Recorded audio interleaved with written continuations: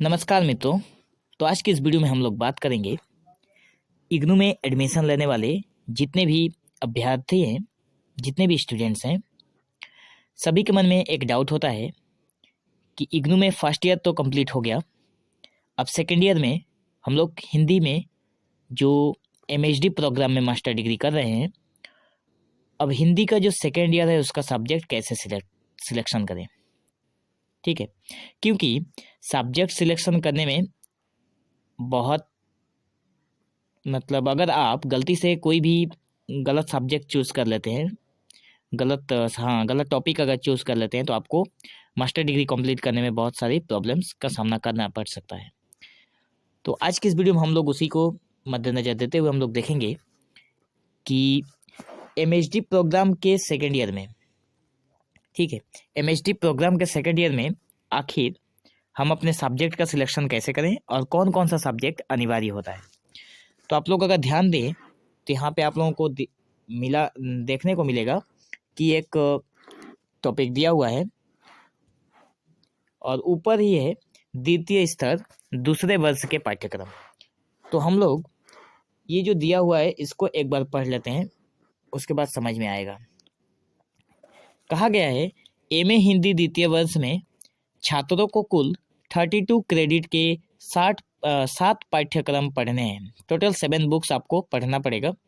इनमें 16 क्रेडिट के 3 पाठ्यक्रम MHD1, MHD5, MHD7 अनिवार्य पाठ्यक्रम है। मतलब आप लोग देख पा रहे हैं यहाँ पे, अगर मैं इधर बात करूँ तो यहाँ पे आप लोग देख पा रहे हैं 3 पाठ्यक्रम। ठीक है, ये 3 पाठ्यक्रम जो कि MHD1, MHD1 के बाद MHD5 और MHD7।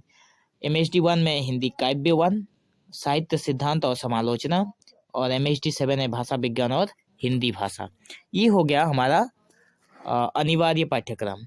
आगे है शेष 16 क्रेडिट के 4 पाठ्यक्रम वैकल्पिक हैं।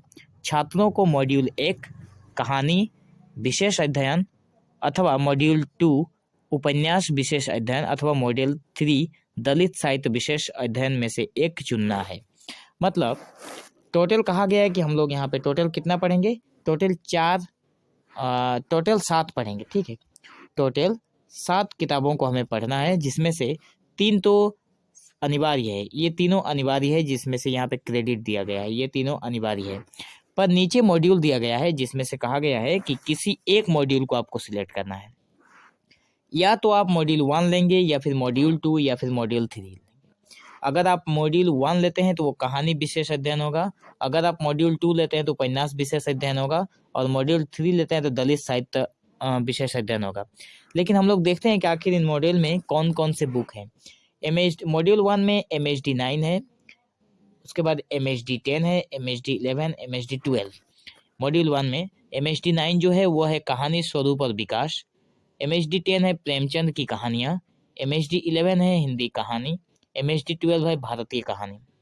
जबकि मॉड्यूल 2 में MHD13, MHD14, MHD15, MHD16 दिया गया है। MHD13 है उपन्यास स्वरूप और विकास, उसके बाद MHD14 है हिंदी उपन्यास भाग 1, प्रेमचंद का विशेष अध्ययन होगा इसमें, और MHD15 में हिंदी उपन्यास 2, और MHD16 है भारतीय उपन्यास। मतलब ये मॉडल जो है वो उपन्यास से संबंधित है, ये मॉडल जो है वो कहानी से संबंधित है। ठीक है, और ये जो तीसरा नंबर जो मॉडल है ये वाला हमारा दलित साहित्य से संबंधित है। ठीक है, पहला नंबर अगर आप लोग मॉडल 3 को सिलेक्ट करते हैं तो आप लोगों को MHD17 भारत की चिंतन परंपराएं और दलित साहित्य मिलेगा।